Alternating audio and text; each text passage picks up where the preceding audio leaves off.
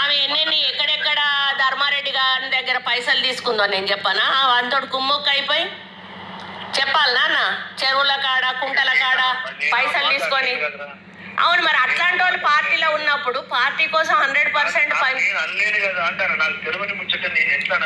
తెలివండి కాదు, మీకు తెలియడానికే చెప్తానా. సౌజన్య అన్నది అంటే సౌజన్య క్యారెక్టర్ గురించి చెప్తానా. ఆమె నెక్స్ట్ టైం మీకు ఎమ్మెల్యే క్యాండిడేట్ గా ఆమె ఆస్పరెంట్ గా ఉంటది. ఆమెకు అంత పిచ్చి, ఏది పదవి అంటే అంత పిచ్చి ఆమెకి. మీకు తెలుస్తలేదు ఆమె గురించి. 0.1% కూడా తెలియదు మీకు ఆమె గురించి. మేము చెప్తాము, అనుభవించిన వాళ్ళం మేము చెప్తాము. ఆమె భరత్ ఎంపీపీ భరత్ కావాలన్నా పొరపాటున ఆమె అయింది. మేము అసమ్మతి పెడతామన్నా, చూద్దాం ఇక ఆమె ఎంపీపీ ఎట్లుంటుందో చూద్దాం. మేము అసమ్మతి పెడతాం. రేపు ఆమెను గద్దె దించుతాం. రేపు గద్దె దించుతామన్నా ఖచ్చితంగా సౌజన్యాన్ని గద్దె దించుతాం. భరత్ను మేము ఎంపీపీ చేస్తాము. మీరు ఇట్లనే ఆయనను విడదీస్తే మాత్రం తప్పనిసరిగా గీజుగొండలో మాత్రం వర్గపోరు అయితే నడుస్తుంది అన్న. మేము ఉట్టి ఊరుకోము. గీజుగొండ అనేది మా సొంత మండలము. అక్కడ ఎవరికి అన్యాయం జరిగినా కూడా మేము నోరు మూసుకొని ఊరుకోము. మాకు అవసరం లేని వాళ్ళని కూడా మీరు ఎంటర్టైన్ చేసినా కూడా మేము ఊరుకోమన్నా. మిగతా కాన్స్టిట్యున్సీలలో లేదు, మీరు రాజ్ కుమార్ని తీసుకుంటే మాత్రం ఖచ్చితంగా మేము అక్కడ వర్గపోరు స్టార్ట్ చేస్తాము. అది ఖచ్చితంగా జరుగుతుంది.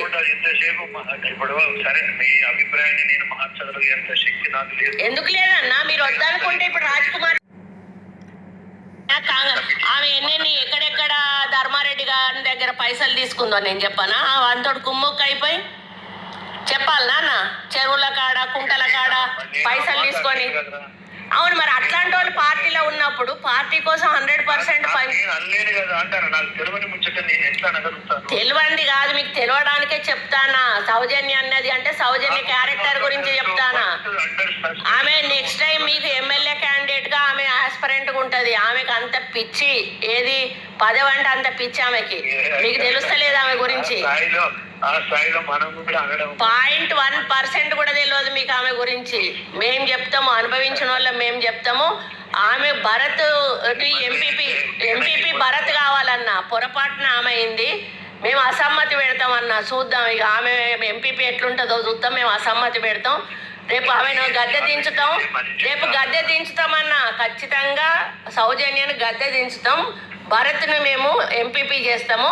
మీరు ఇట్లనే ఆయనను విడదీస్తే మాత్రం తప్పనిసరిగా గీజుగొండలో మాత్రం వర్గపోరు అయితే నడుస్తుంది అన్న. మేము ఉట్టి ఊరుకోము. గీజుగొండ అనేది మా సొంత మండలము. అక్కడ ఎవరికి అన్యాయం జరిగినా కూడా మేము నోరు మూసుకొని ఊరుకోము. మాకు అవసరం లేని వాళ్ళని కూడా మీరు ఎంటర్టైన్ చేసినా కూడా మేము ఊరుకోమన్నా. మిగతా కాన్స్టిట్యున్సీలలో లేదు, మీరు రాజ్ కుమార్ని తీసుకుంటే మాత్రం ఖచ్చితంగా మేము అక్కడ వర్గపోరు స్టార్ట్ చేస్తాము. అది ఖచ్చితంగా జరుగుతుంది.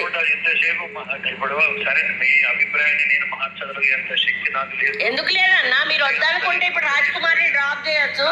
తీసుకోవాలనుకుంటే భరత్ను దగ్గరికి తీసుకోవచ్చు. మీకు గెలిచే శక్తే లేదు కాదన్నా. గెలిచే శక్తే లేనప్పుడు గెలిపించినాం కదన్నా. ఇప్పుడు ఈ శక్తి మీకు ఉన్నది కదా. రాజ్ కుమార్ వద్దని భరత్ను దగ్గరికి తీసుకునే శక్తి మీకు ఉన్నది కదా. దేవుడు ప్రకాష్ రెడ్డి అంటాడు 10 రోజుల ముందు వచ్చిండు. 100% ఈ రోజు మేము వద్దు అని అంటే కాంగ్రెస్ పార్టీలో మా వాళ్ళు అనేటోళ్ళు మీరు వెళ్ళే మీటింగ్లకు రారు. ఇప్పటికీ కూడా నేను చెప్తా ఉన్నా.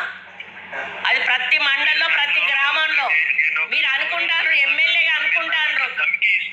ధమ్కి కాదన్నా, మీరు భరత్ను వేరు చేయడం నచ్చదు. ధమ్కి కాదన్నా, ఉన్నమాట చెప్తున్నా. మీరు భరత్ను వేరు చేస్తే మాత్రం ఊరుకోమన్నా. భరత్ను వేరు చేస్తే ఊరుకోము. నేను చెప్పేది వినండి అన్న. ధమ్కి కాదు, మీకు వాస్తవాలు చెప్తా ఉన్నాము. ఇట్లా జరిగితే అయ్యో బాబు, మీరు పెద్దోళ్ళు, మిమ్మల్ని ధమ్కి ఇచ్చేంత పెద్దదాన్ని నేను కాదు.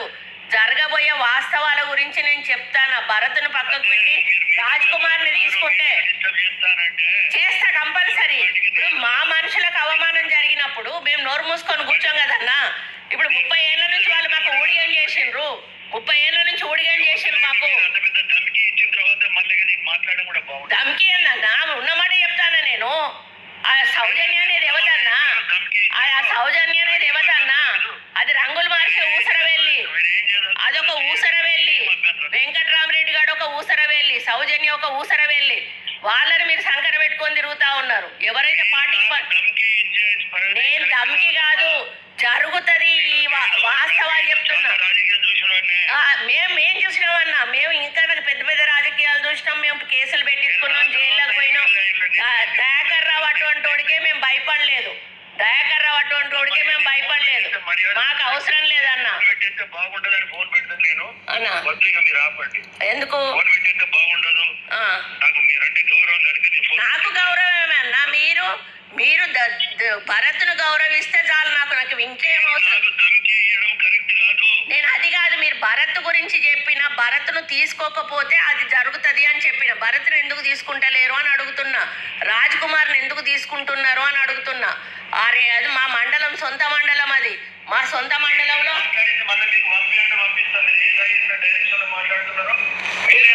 రికార్డ్ చేసుకుంటున్నారు కదా, చేసుకోండి, నాకేం ప్రాబ్లం లేదు, నాకేం ప్రాబ్లం లేదన్నా. రికార్డ్ చేయండి, నేనేం మాట్లాడలే. నేను అన్ని కూడా ఒళ్ళు దగ్గర పెట్టుకునే మాట్లాడతాను, మైండ్ దగ్గర పెట్టుకునే మాట్లాడతాను. రాజ్ కుమార్ని ఎంటర్టైన్ చేయొద్దు, భరత్ను మీరు కలుపుకోండి, పార్టీకి అక్కడ మేలు జరుగుతుంది అని చెప్తున్నా నేను. రాజ్ కుమార్ వల్ల పార్టీ నష్టపోయింది, అక్కడ భరత్ వల్ల పార్టీ పైకొచ్చింది. ఈమెతోటి మొత్తం అవినీతి జరిగింది. వెంకట్రామరెడ్డి గారు దొంగ, వెంకట్రామరెడ్డి గారు ధర్మారెడ్డి గారు తొత్తువాడు. వాడి దగ్గర పైసలు తీసుకొని బతుకుతాడు వీడు. వీడు దొంగ, వీనికి కూడా ఇచ్చిండ్రు ఇవాళ. మినిస్టర్ గారు ఒక్క సెకండ్ దయచేసి నా మాట వినండి. నేను ఫోన్ పెట్టేయడం అనేది నాకు సంస్కారం అనిపిస్తలేదు, బాగా అనిపిస్తలేదు. దయచేసి అర్థం చేసుకోండి. మీరు చెప్పిన నేను విన్నాను. మీరు ఏం చేయదలుచుకున్నా నేనేం అడ్డుపడటం కూడా కాదు, మీ ఇష్టం మీరు ఏం చేసుకుంటారో. రాజ్ కుమార్ విషయం ఏం చేద్దాం అనుకుంటున్నారు, అదొక్కటి చెప్పండి. థ్యాంక్ యూ అమ్మా. రాజ్ కుమార్ విషయం ఏం చేద్దాం అనుకుంటున్నారు?